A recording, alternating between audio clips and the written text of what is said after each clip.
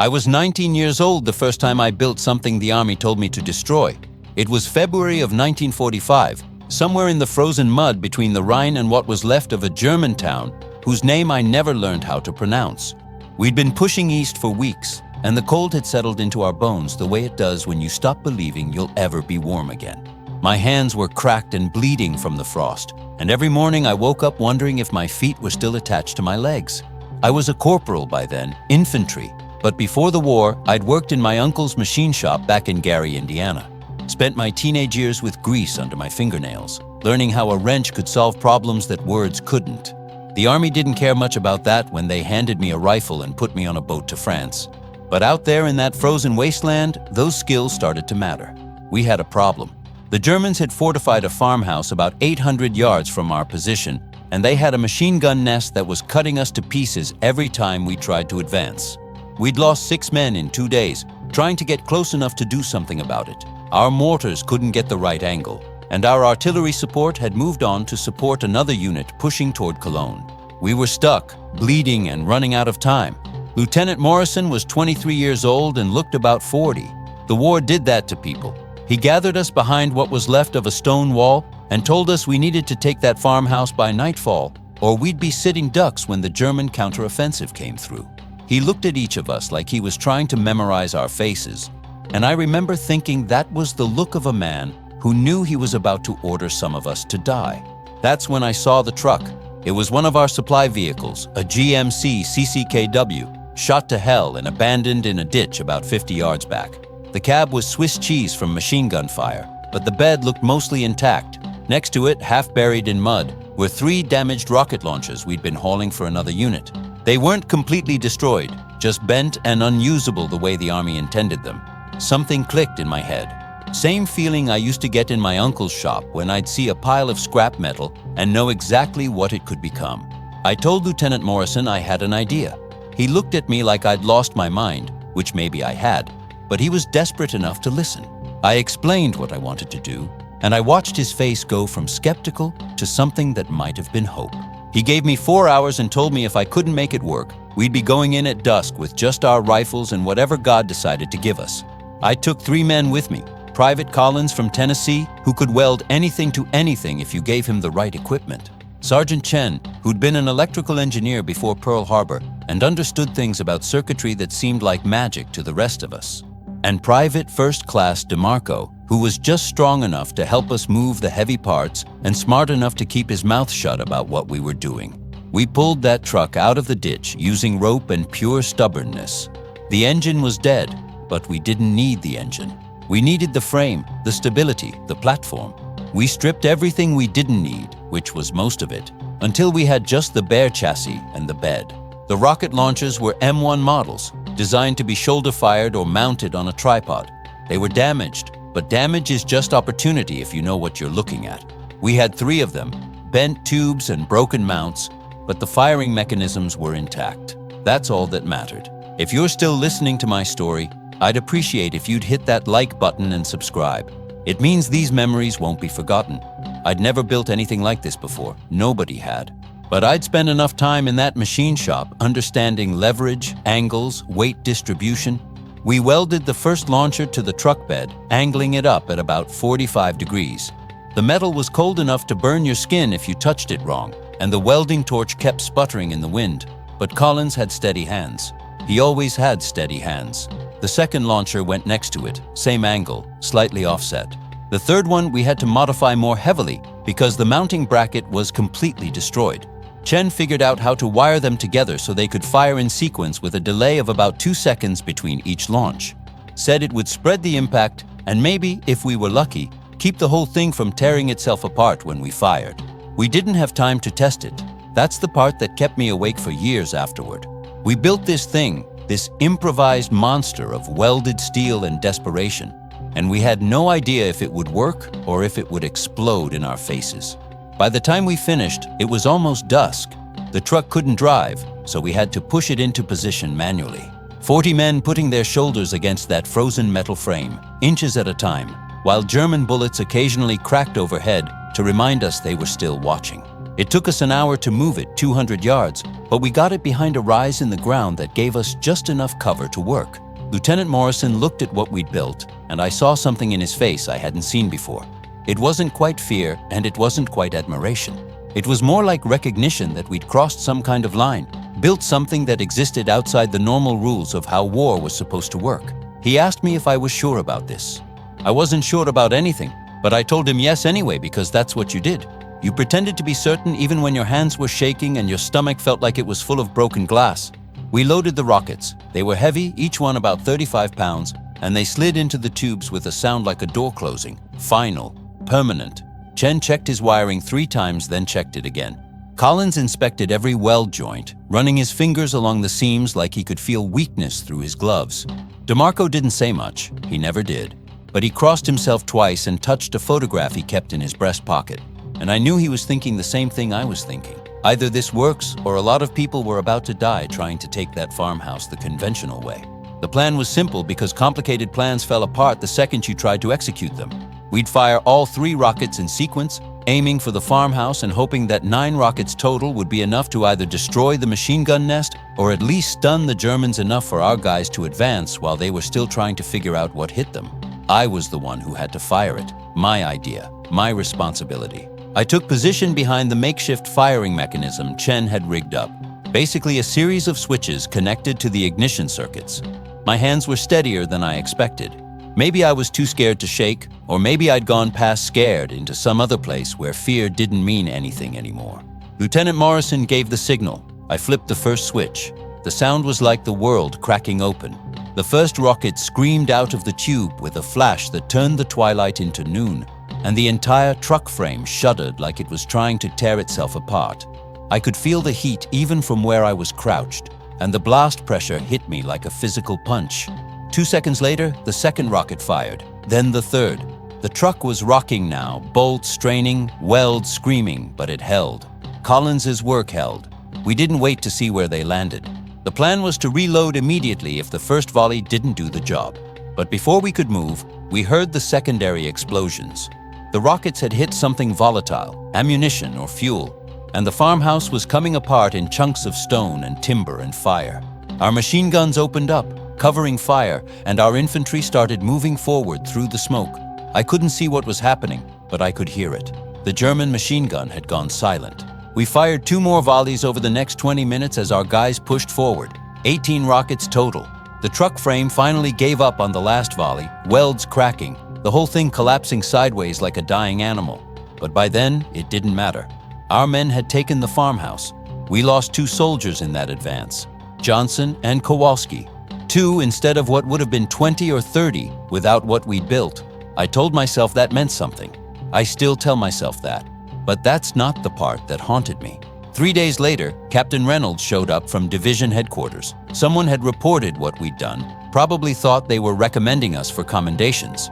Reynolds took one look at the wreckage of our improvised rocket launcher and his face went white.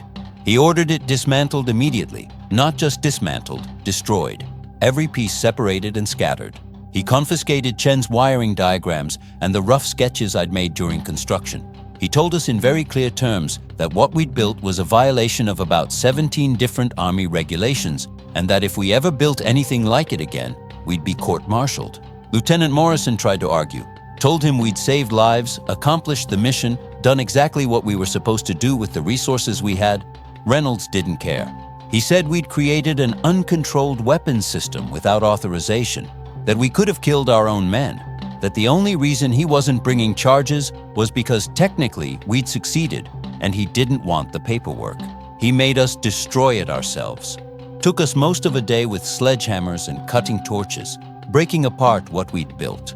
Every strike of that hammer felt like breaking something inside myself. Collins didn't talk to anyone for a week after. Chen stopped sketching diagrams in his notebook, but that still wasn't the part that kept me awake. A month later, we were outside Mannheim when we ran into another unit facing almost the exact same problem. Fortified position, machine gun nest, no artillery support. They lost 14 men taking it the conventional way. I watched it happen from a distance and I absolutely knew, that if they'd had something like what we built, most of those men would have gone home. I wanted to tell them, wanted to show them what was possible. But Reynolds's orders were clear, and I wasn't brave enough to disobey. So I kept my mouth shut and watched good men die for the lack of something I knew how to build. That's what I carried for the next 79 years. Not pride in what we created. Not even anger at the Army for shutting us down. Just the weight of knowing that sometimes following orders costs lives, and sometimes breaking them saves them, and there's no easy way to know which choice you're supposed to make until it's too late. If you're still listening to my story, I'd appreciate if you'd hit that like button and subscribe. It means these memories won't be forgotten. The war ended 3 months later. I came home to Gary with a Purple Heart I didn't think I deserved, and memories I couldn't share with anyone who hadn't been there. Went back to my uncle's shop and spent 40 years building things that couldn't hurt anyone. Tractors, farm equipment, playground sets for the local parks. Never built another weapon, never wanted to. But I thought about that truck every single day. I thought about it when I read about soldiers dying in Korea because they didn't have the right equipment. I thought about it in Vietnam when I heard about improvised this and jury-rigged that. Soldiers trying to solve problems with whatever they had because the approved solutions weren't available or weren't working. I thought about it when my grandson deployed to Iraq in 2004 and came back talking about hillbilly armor and homemade vehicle modifications because the trucks they were given couldn't stop the roadside bombs. He didn't know why I got so quiet when he told me those stories. The Army has rules for good reasons. I understand that now more than I did at 19. Uncontrolled weapon systems can be dangerous. Unauthorized modifications can fail catastrophically. There's value in standardization, in knowing that every unit is using equipment that's been tested and approved and understood. But there's also something that gets lost in all those rules and regulations. There's the reality that war doesn't care about what's authorized. The enemy doesn't wait for you to requisition the right equipment through proper channels. And sometimes the difference between living and dying is whether someone has the skill and the courage to build what's needed from what's available. We had a name for guys like me in the Army, though nobody used it officially. We were called field mechanics, or sometimes just fixers. The ones who could make do, make work, make something out of nothing. Every unit had at least one. We were tolerated when we fixed Jeeps and radios, celebrated when we kept critical equipment running past its expiration date. But the moment we built something new, something that hadn't been approved by some committee 1,000 miles away, we became a problem. I never blamed Captain Reynolds. He was doing his job, following his orders, trying to keep the Army functioning the way it was designed to function. Maybe he was right. Maybe if every corporal with a welding torch started building improvised weapon systems, it would have been chaos. Maybe men would have died from our innovations more than they were saved by them, but maybe not. I met Collins again in 1983 at a reunion in Tennessee. He'd become a welding instructor at a community college, teaching young people the trade he'd learned in his father's garage and perfected in a frozen field in Germany. We didn't talk about the truck at first. Talked about our families, our jobs, the weather, normal things.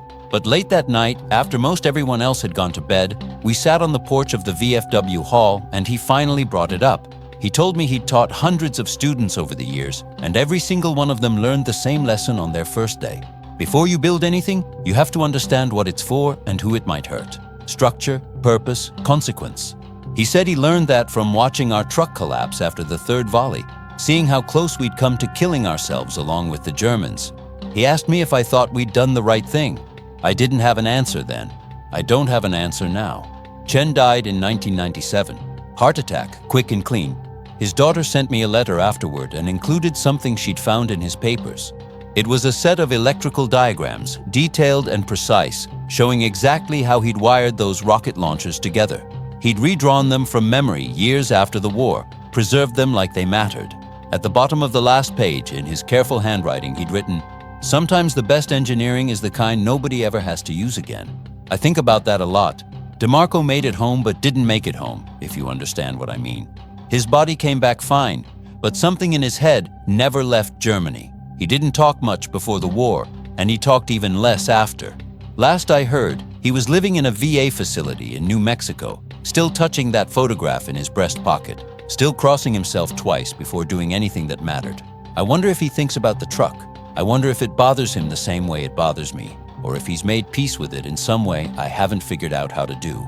Lieutenant Morrison became a high school principal in Ohio.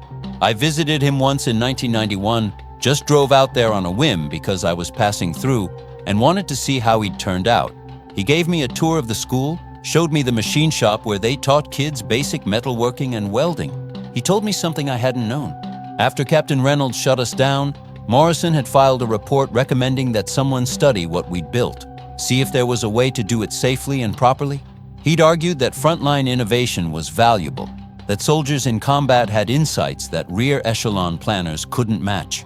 His report went nowhere, filed away somewhere, forgotten, probably destroyed when they cleaned out old records. He said he'd always wondered if things might have been different if someone had listened. If maybe we could have found a middle ground between total prohibition and uncontrolled experimentation. Some way to harness what soldiers could create without letting it become dangerous chaos. I think he was still trying to justify what he'd let us do. Or maybe trying to justify shutting it down when Reynolds ordered him to. Either way, he carried it too. We all did. If you're still listening to my story, I'd appreciate if you'd hit that like button and subscribe. It means these memories won't be forgotten. The thing about being 92 is that you reach a point where the rules that seem so important don't matter as much as the truth. The Army can't court-martial me now. Captain Reynolds is long dead. Most of the men who would have cared one way or another are gone. So I'm telling this story because I think it matters, not because what we built was particularly brilliant or innovative. Plenty of soldiers built plenty of improvised weapons during that war and every war since. We weren't special, but because the question we faced, that split between following the rules and doing what seemed necessary, that's timeless. That's the question every generation has to answer in its own way. My grandson understood that when he was in Iraq. He and his buddies welding scrap metal to their Humvees because the armor they'd been issued wasn't stopping the bombs. Breaking regulations because the alternative was dying. The Army eventually caught up, started issuing better armor, made the improvised solutions unnecessary. But for a while there, soldiers were making the same choice we made. Build something unauthorized but necessary, or follow the rules and hope for the best. I don't know if they got in trouble for it. I hope they didn't. I hope someone somewhere learned something from all the times soldiers had to choose between regulations and survival. The last time I saw the place where we built that truck was in 2003. My daughter took me on a tour of Europe, insisted I show her some of the places I'd been during the war. Most of it had been rebuilt, paved over, turned into something clean and modern, and completely unrecognizable. But I found the spot. The rise in the ground was still there, and the field beyond where the farmhouse had been. They'd built a shopping center where German soldiers had fired a machine gun at us. There was a parking lot where we'd pushed that truck into position. I stood there for a long time, trying to feel something significant, some sense of closure or understanding or peace. All I felt was tired. I kept thinking about the two men we lost, Johnson and Kowalski, and wondering if they would have traded their lives for the 14 men who died a month later because nobody was there to build what we built. That's the kind of math you can't do. The kind of question that doesn't have an answer. War is full of those questions. You make a choice in a moment, with incomplete information and impossible stakes, and then you live with it for the rest of your life. Sometimes you made the right choice, sometimes you didn't. Most of the time you'll never know for sure. Building that truck was a choice. Destroying it was a choice. Keeping quiet about it for 79 years was a choice. Telling this story now is a choice. I don't know if any of them were the right choices. But they were my choices, and I own them. There's a file somewhere in some Army archive, assuming it hasn't been destroyed, with Captain Reynolds' report on what we did, probably stamped confidential or forgotten or both. Maybe someday a historian will find it and wonder about those 3 rocket launchers welded to a truck chassis. Wonder what possessed a 19-year-old corporal to build such a thing. If they do, I hope they understand it wasn't about glory or innovation or wanting to be remembered. It was about looking at men I'd lived with and fought with and bled with, knowing they were about to walk into machine gun fire and believing I could do something about it. Maybe that was arrogance. Maybe that was courage. Maybe it was just desperation making me stupid.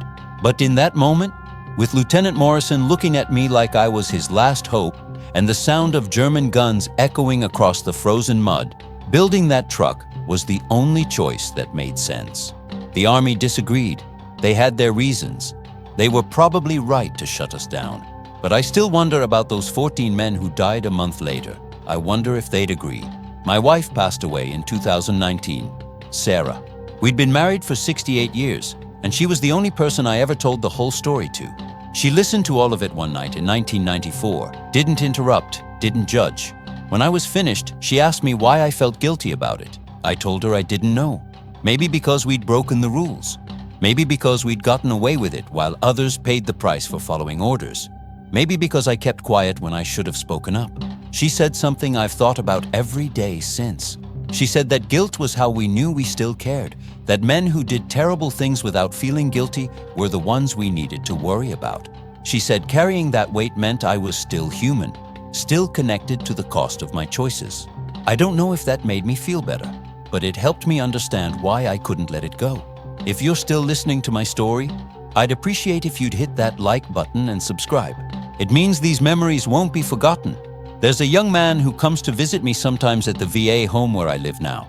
He's doing research on improvised weapon systems in Duwaung, writing a dissertation or something. I don't fully understand it, but he heard somehow that I might have a story to tell. I haven't told him yet. I keep finding reasons to postpone, to talk about other things. The weather, the food here, how the cubs are doing. But I think I will tell him eventually.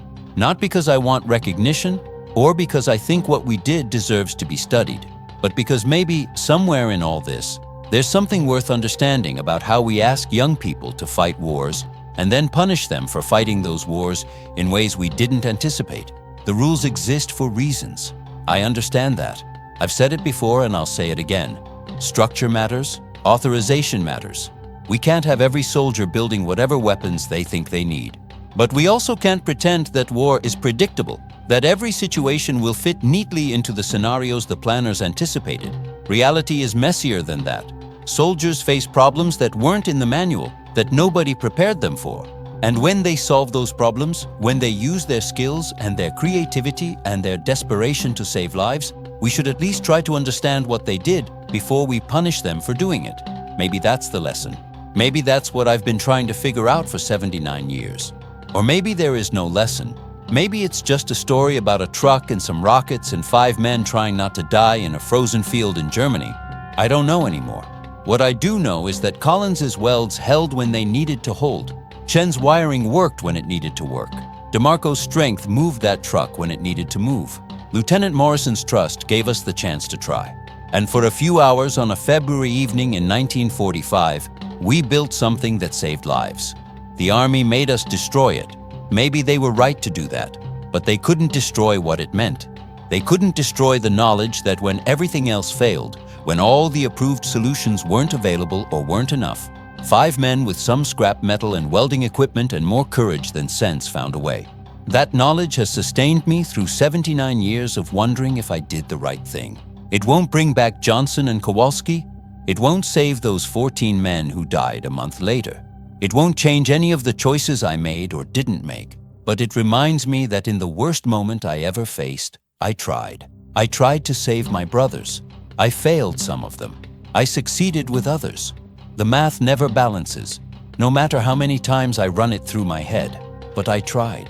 And maybe at the end of everything, that's enough. Maybe it has to be. I still see that truck sometimes in my dreams. Not the wreckage, not the broken frame after we'd destroyed it. I see it whole, rockets loaded, ready to fire. I see Collins checking his welds one last time. I see Chen's fingers on the wiring, making sure everything's connected right. I see DeMarco crossing himself, touching his photograph. I see Lieutenant Morrison giving me the signal. And I see my hand on that switch, steady despite everything, despite the fear and the doubt and the absolute certainty that nothing would ever be the same after I flipped it. In the dream, I always hesitate. In reality, I didn't hesitate at all. I wonder which version is true. I wonder if they're both true. I wonder if it matters. The young researcher asked me last week if I had any regrets about my service. It's the kind of question people ask veterans when they don't know what else to say. We're supposed to say no, supposed to talk about pride and duty and serving our country. I told him the truth instead. I said I regret every single day of it and I wouldn't change a single thing. He looked confused. Like those two statements couldn't both be true at the same time, but they can. They are. I regret the things I saw and did and failed to do. I regret the friends I lost and the enemies I killed and the impossible choices I had to make. I regret coming home when better men didn't. I regret the nightmares and the guilt and the way my hands still shake sometimes when I hear a loud noise. But I wouldn't change any of it, because changing it would mean abandoning the men I served with, pretending their sacrifices didn't matter, erasing the bonds we formed in that frozen hell. It would mean that truck never existed, and despite everything, despite the orders to destroy it and the decades of wondering if we did the right thing, I'm glad that truck existed. I'm glad we built it. I'm glad we tried. Even if the Army disagreed, even if Captain Reynolds was right to shut us down, even if breaking those rules was wrong, we tried to save our brothers, and for a few hours, we succeeded. That has to count for something. If you're still listening to my story, I'd appreciate if you'd hit that like button and subscribe. It means these memories won't be forgotten. The sun is setting now through the window of my room here at the VA home. It's a nice enough place, clean, quiet. Nothing like the frozen mud of Germany or the chaos of combat. But sometimes I close my eyes and I'm back there, standing behind that improvised rocket launcher, hand on the switch, heart pounding. Lieutenant Morrison is looking at me. Collins is checking his welds. Chen is verifying his connections. DeMarco is crossing himself one more time. And I'm 19 years old again, terrified and determined, knowing that the next few seconds will define something I don't fully understand yet. In those moments, the rules don't matter. The regulations don't matter. What matters is the men around you and the choice in front of you, and whether you have the courage to act when action is required. I acted. The Army told me I was wrong to do it. 79 years later, I still don't know if they were right, but I know I'd make the same choice again, every single time. That's what I've learned in 92 years of living with that decision. That's what I carry now, at the end of everything. Not certainty, not vindication, not even peace. Just the knowledge that when it mattered most, I didn't look away. I didn't hide behind the rules or wait for someone else to solve the problem. I built what needed building. I did what needed doing. And that, for better or worse, is who I am. That's who I was at 19 in a frozen field in Germany. That's who I am at 92 in a quiet room in America. A man who tried. A man who built something the Army banned. A man who saved some lives and failed to save others. A man who carries both pride and guilt, who knows he did something right and something wrong, and who has finally, after all these years, made peace with the fact that those two things can exist together. The truck is gone. The men who built it are mostly gone. The war that made it necessary is almost 80 years in the past. But the question remains. When the rules conflict with necessity, when following orders means watching your brothers die, what do? I built a truck. I welded rockets to a chassis. I fired them at an enemy position. I saved some men. I lost others. I destroyed what I'd built because I was ordered to. And I kept quiet about it for 79 years because I didn't know how to talk about something that felt both right and wrong at the same time. Now I'm talking about it. Now I'm telling you. Not because I want forgiveness or validation, but because maybe someone else is facing that same choice right now, that same impossible decision between rules and necessity, and maybe knowing that someone else faced it too, that someone else built something they weren't supposed to build, and saved lives they were supposed to save, and carried the weight of that choice for the rest of their life. Maybe that helps. Maybe it doesn't, but it's all I have left to give. A story about a truck. A story about 5 men who refused to accept that there was nothing they could do. A story about the Army that told them they were wrong. And a story about living with all of that for 79 years, carrying it like a weight that never quite lightens, but somehow becomes familiar, bearable, mine. This is my story. This is what I did. This is who I am. And now, finally, at 92 years old, I've told it. Not for glory, not for recognition, not even for understanding. Just so it exists somewhere besides my memories. Just so someone knows. Just so it's not forgotten when I'm gone. The truck existed. We built it. It worked. They made us destroy it. And I've carried that with me every day since. That's the truth. That's all of it. That's everything. Pod continuar server wait 30. If you're still listening to my story, I'd appreciate if you'd hit that like button and subscribe. It means these memories won't be forgotten. I thought that was everything. I thought after 79 years of carrying this, I'd finally said all there was to say. But sitting here now, watching the sun disappear behind the trees outside my window, I realized there's more. There's always more. The thing nobody tells you about war stories is that they don't end when the war ends. They keep going, keep unfolding, keep revealing new pieces of themselves decades later when you thought you'd finally figured them out. 3 weeks after we destroyed the truck, I got a letter from my mother. She wrote to me every week, faithful as clockwork, telling me about the neighbors and the weather and who'd gotten married or had a baby. Normal things, civilian things, things that felt like they were happening on another planet. This particular letter mentioned that Mr. Henderson from down the street had died, heart attack. He'd been our mailman for as long as I could remember, a kind man who always had a piece of candy for the neighborhood kids.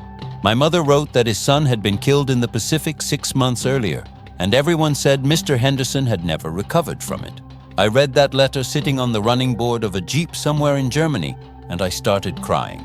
Not for Mr. Henderson, though I was sorry he was gone, but because I realized that if our improvised rocket launcher had failed, if Collins's welds had given out, or Chen's wiring had shorted, or the whole thing had just exploded in our faces, there would have been letters like that going to families back home.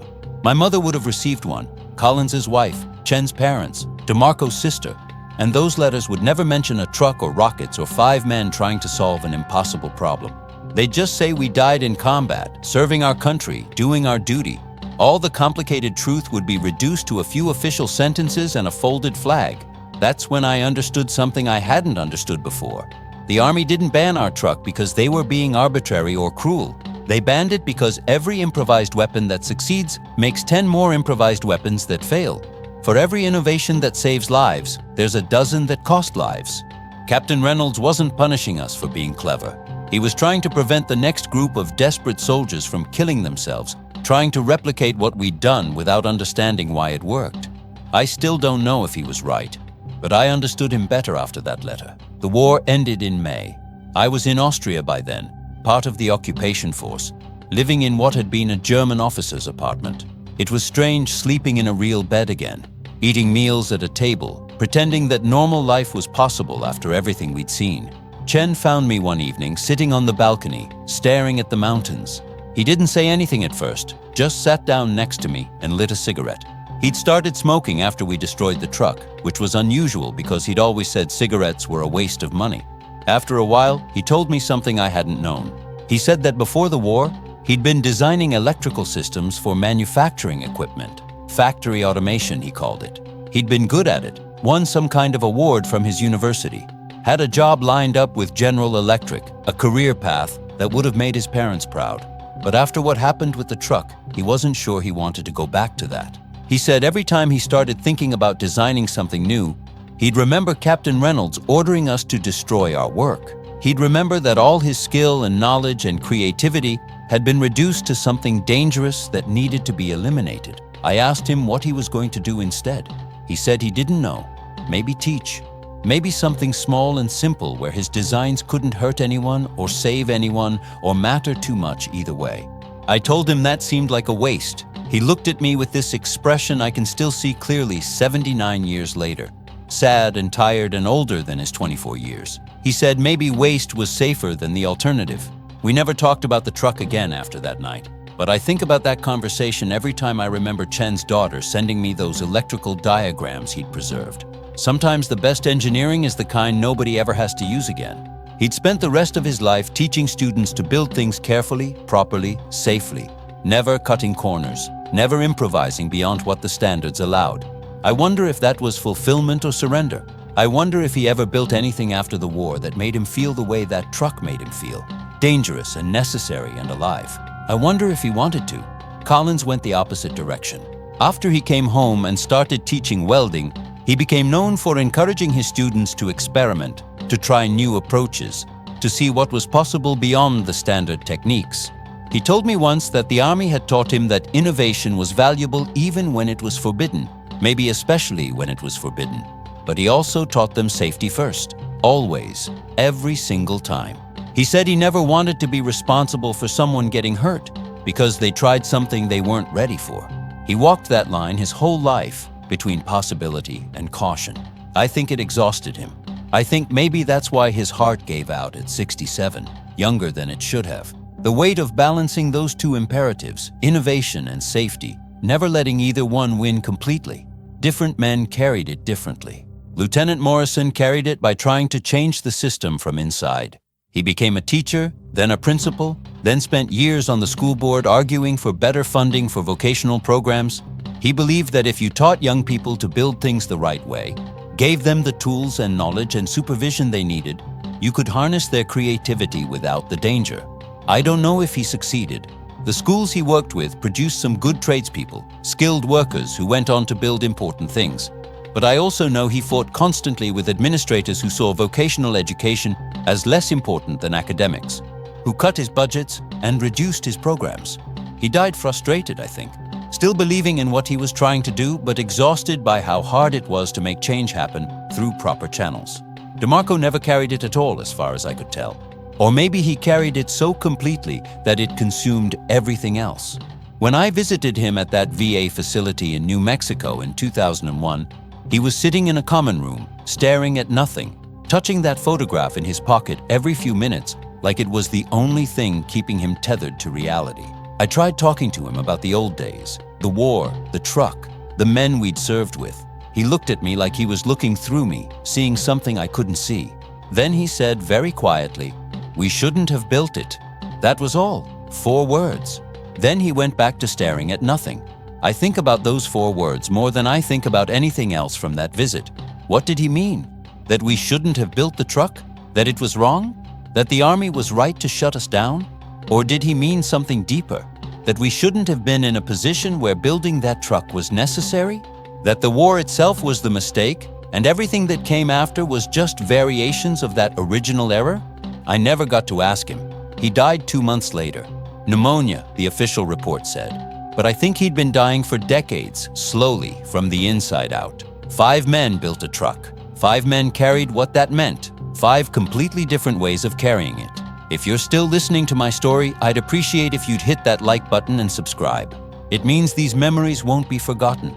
There was a reunion in 1955, 10 years after the war ended. Someone organized it. I don't remember who. A gathering of men from our unit, whoever could make it. Maybe 40 of us showed up out of the 150 who'd served together. I almost didn't go. Sarah was 8 months pregnant with our second child, and money was tight, but she insisted.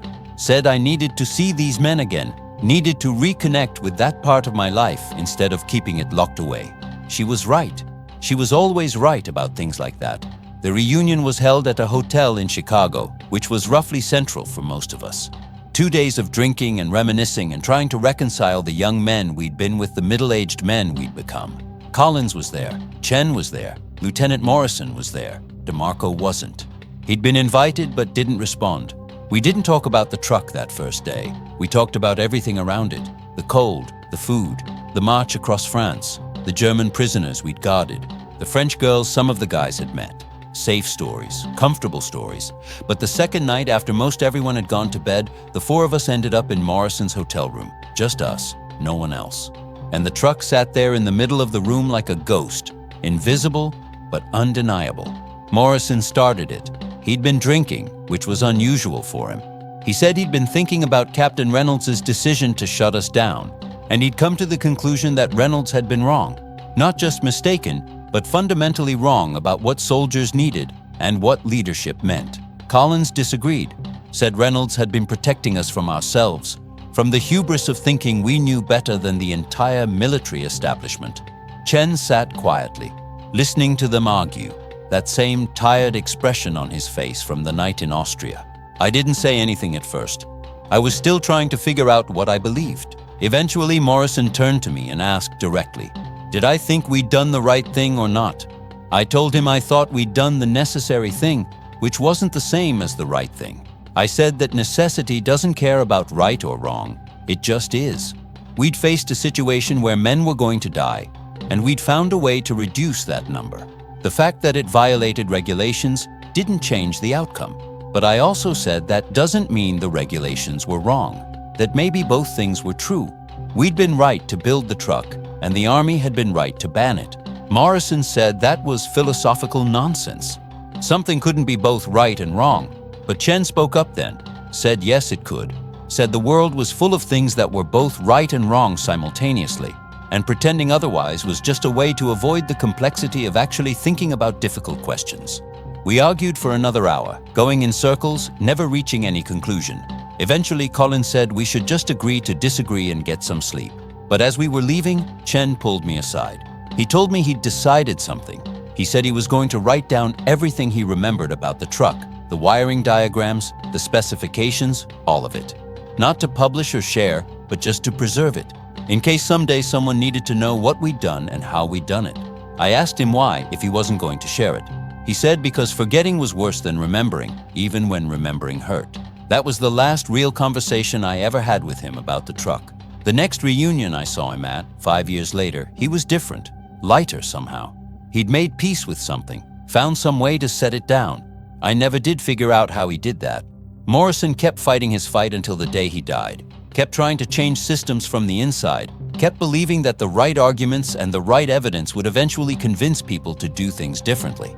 Collins kept teaching his students to innovate safely, walking that impossible line between creativity and caution. DeMarco kept touching that photograph, kept crossing himself, kept staring at things the rest of us couldn't see. And I kept working in my uncle's shop, building things that couldn't hurt anyone, carrying the weight of what we'd built and what it had cost. Different men, different paths, same ghost. I've thought a lot over the years about why that truck haunted us so much. We all did other things during the war. We all made other decisions, faced other impossible situations. Why did this one particular choice define us in ways that other choices didn't? I think it's because the truck represented something larger than itself. It was a physical manifestation of the central tension of military service, the tension between following orders and using judgment, between standardization and adaptation, between the safety of established procedures and the danger of innovation. Every soldier faces that tension in small ways throughout their service. Do I follow this order that seems stupid, or do I use my judgment and risk discipline? Do I stick to the approved method even though I know a better way, or do I adapt and risk the consequences? Usually those decisions are small, inconsequential. Nobody gets hurt either way, or at least not in ways that matter, but sometimes they're not small. Sometimes men live or die based on whether you follow the procedure or improvise something better. And when you face that choice, when you're standing there knowing that the approved solution won't work, and you have to decide whether to try something unauthorized or watch men die, that's when you learn who you really are. We learned who we were in that frozen field in Germany. Collins was the craftsman, the one who believed his skills could solve problems if he just worked carefully enough. Chen was the engineer, the one who saw systems and connections and understood how to make disparate pieces work together. DeMarco was the faithful, the one who did what needed doing and left the judgment to God. Morrison was the leader, the one who had to decide whether to let us try or order us to follow standard procedure. And I was the mechanic, the one who saw a pile of broken parts and knew exactly what they could become. Those identities, those core pieces of who we were, got crystallized in that moment.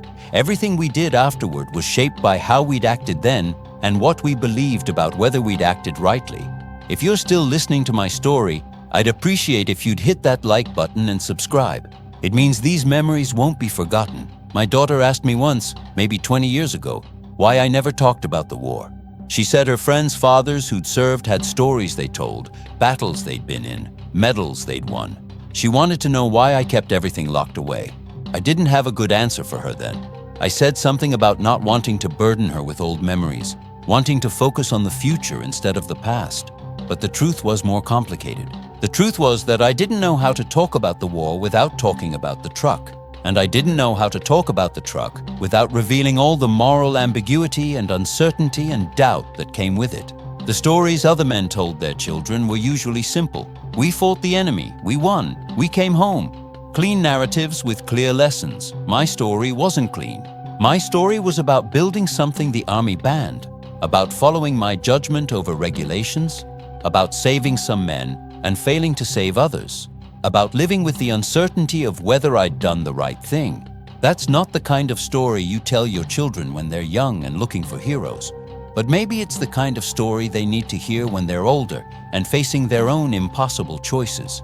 My daughter is 63 now. She's a hospital administrator, deals with impossible decisions every day. Life and death hanging in the balance, resources never quite adequate to the need, regulations that sometimes help and sometimes hurt. I finally told her the whole story about the truck 3 years ago.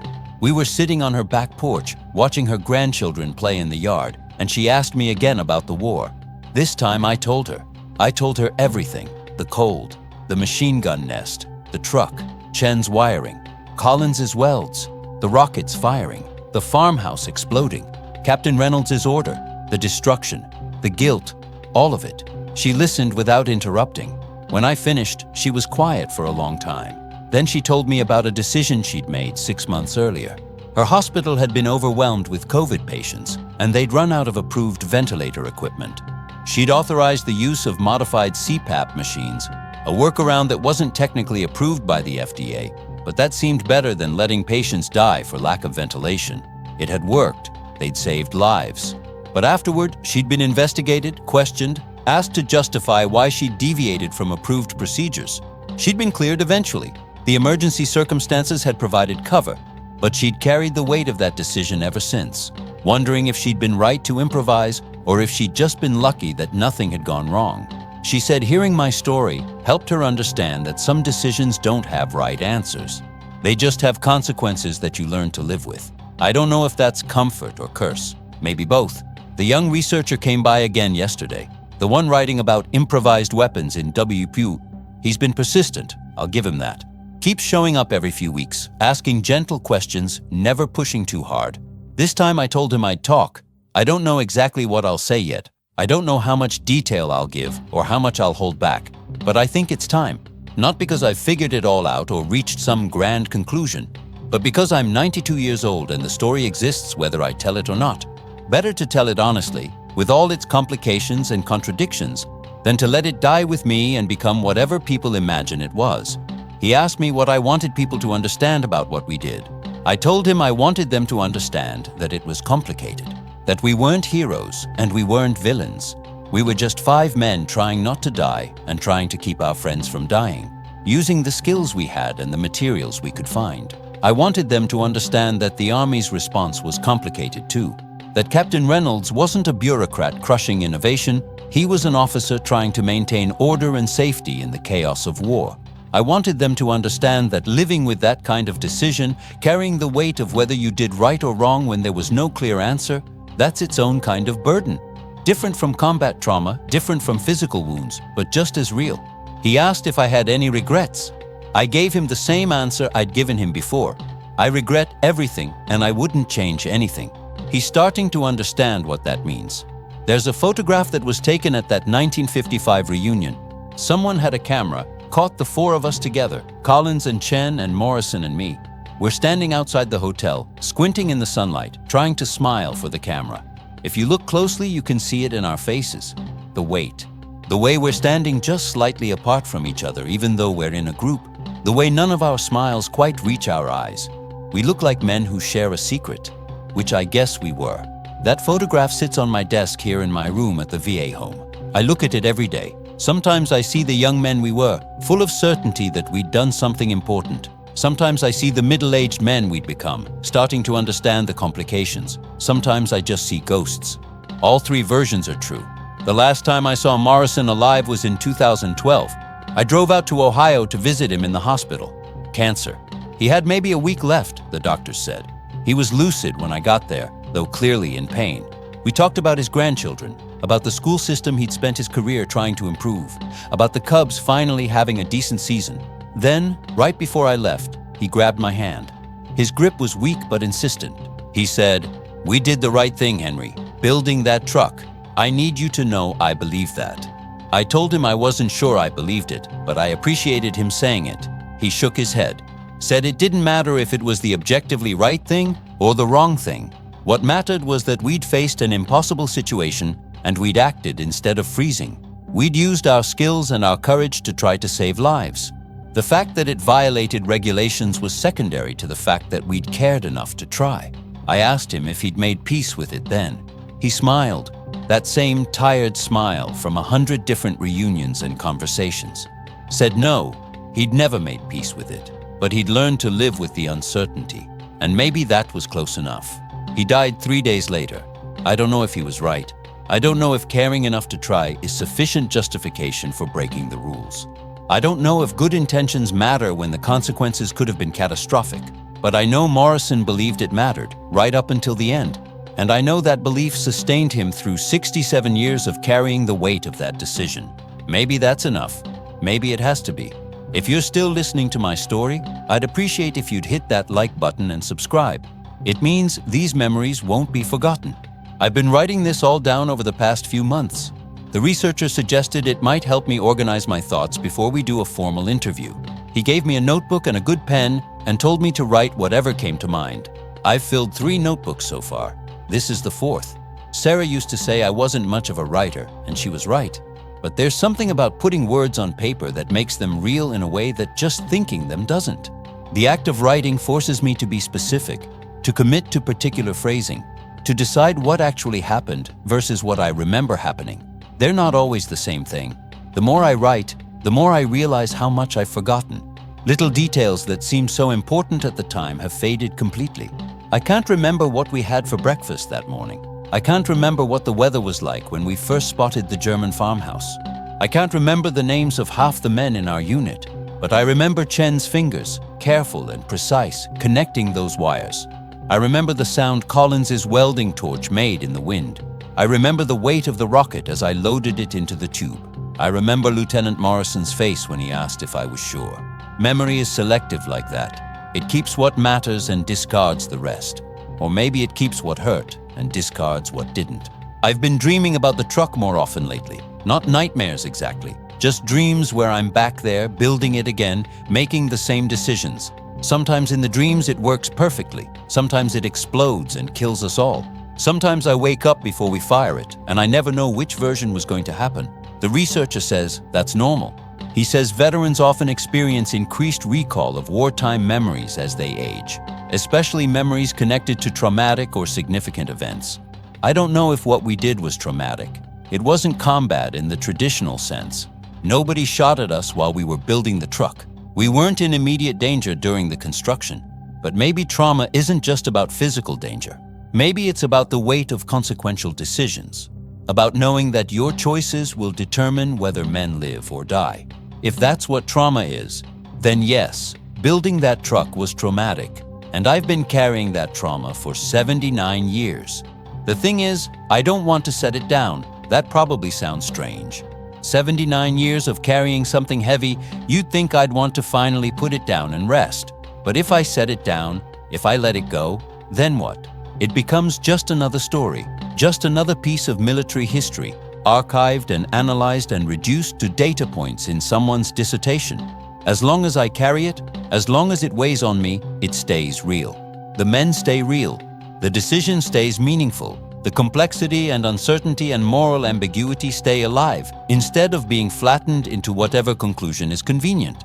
I think that's why I've been reluctant to tell this story all these years. Not because I was ashamed of it, though there's some of that, but because telling it means letting other people interpret it, letting it become something other than what it was. But I'm 92 years old. I won't be here much longer to keep it complicated. So I'm telling it now, with all its contradictions intact. We built something the Army banned. It saved lives. They made us destroy it. We all carried it differently. None of us knew if we'd done the right thing. All of that is true simultaneously. If that makes people uncomfortable, if it doesn't fit neatly into their understanding of military heroism or moral clarity, then good. Maybe discomfort is closer to truth than comfort is. Maybe the stories worth telling are the ones that don't have easy answers. My grandson called me last week, the one who served in Iraq. He's doing well now, working as a contractor, married with 3 kids. But he still has hard days, still carries things from his deployment that he can't quite set down. We talked for a while about nothing in particular, his kids, his work, the weather. Then, right before we hung up, he said something that caught me off guard. He said, "Grandpa, I need you to know that hearing your stories helped me understand mine." I didn't know what to say to that. I hadn't told him about the truck yet. I'd told him some other stories, smaller things, safer things. But he said it wasn't about the specific stories. It was about the way I told them, the way I let them be complicated, the way I didn't pretend to have all the answers. He said that helped him give himself permission to not have all the answers either, to carry his own complicated stories without needing to resolve them into simple lessons. I told him I was glad if that helped, but what I didn't tell him, what I'm realizing now as I write this, is that he helped me too.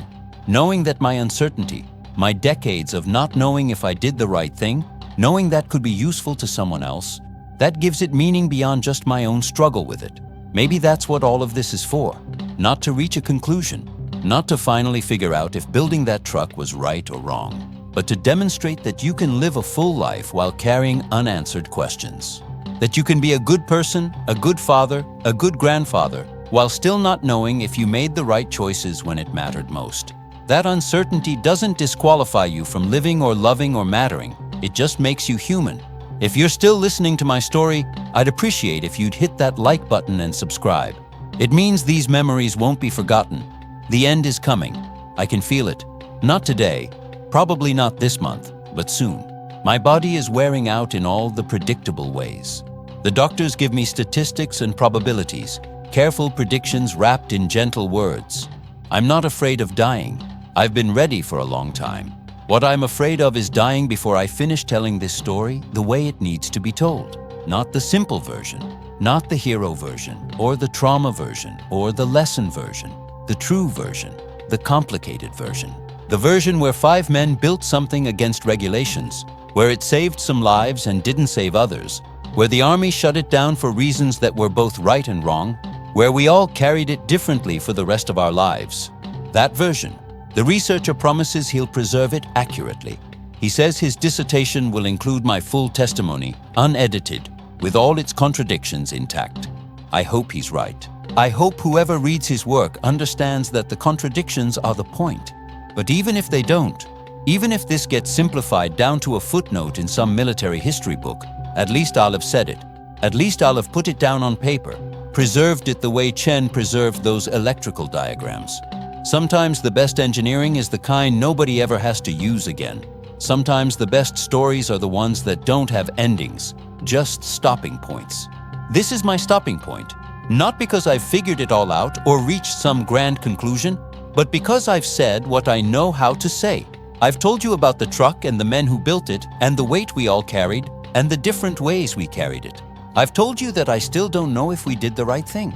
I've told you that I'd do it again anyway. I've told you that both of those things are true, and that I've learned to live with that contradiction, and that maybe learning to live with contradictions is the most important skill anyone can develop. That's it. That's everything. Well, almost everything. There's one more thing I need to say. To Collins, wherever you are now, your welds held when they needed to hold. Thank you. To Chen, wherever you are now, your wiring worked when it needed to work. Thank you. To DeMarco, wherever you are now, your strength moved that truck when it needed to move. Thank you. To Lieutenant Morrison, wherever you are now, your trust gave us the chance to try. Thank you. And to Johnson and Kowalski, wherever you are now. I'm sorry we couldn't save you too. I'm sorry my choices weren't enough to bring you home. I've carried you with me every single day since. I hope that counts for something. To Captain Reynolds, wherever you are now. I understand now why you did what you did. I don't know if you were right, but I understand. And understanding, even decades too late, feels like a kind of forgiveness. To all the men who died that month because I kept quiet about what we'd built, because I followed orders instead of speaking up, I'm sorry. That failure is mine to carry, and I've carried it, and I'll carry it until I can't carry anything anymore.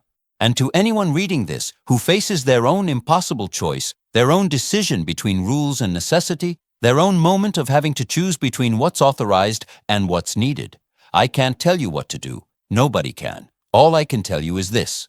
Whatever you choose, you'll carry it. Make your peace with that before you choose. Understand that certainty is a luxury you probably won't have, that you'll spend the rest of your life wondering if you did the right thing. And choose anyway. Choose with all the wisdom and courage and skill you have. Choose knowing it might be wrong. Choose knowing you'll have to live with it. And then, having chosen, live with it the best way you know how. That's all any of us can do. That's all I did. I built a truck the Army banned. I saved some men. I lost others. I carried the weight. I lived a life. And now, at 92 years old, sitting in a quiet room with the sun going down, I can finally say I did my best. It wasn't perfect. It wasn't even clearly right. But it was my best. And it was enough to keep me going for 79 years. And maybe that's all any of us can ask of ourselves. Do your best. Live with the consequences. Keep going. That's the lesson, if there is one. That's what the truck taught me. That's what I'm leaving behind. And now my story is told. Thank you for listening. Thank you for not forgetting. Thank you for letting these memories live a little longer. out here in the world, instead of just inside my head. This was my war. This was my choice. This was my life. And I'm ready now, finally, to let it rest.